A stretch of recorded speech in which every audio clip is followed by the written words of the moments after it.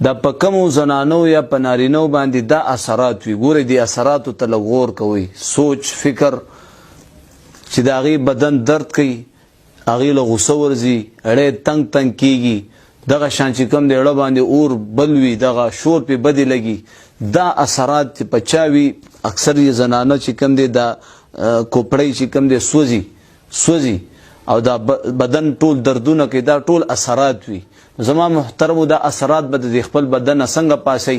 نو زه تاسو ته دا وظایف دې دپاره ښیم چې په خپله باندې زما طرف اجازه ده، په خپل کورونو کې چې کوم دی خپل بچي، خپله زنانه، خپل چې کوم دی ځان په خپله دمو انشاءالله العزیز چې ښه نه شوي زه ذمهوار د الله په فضل سره.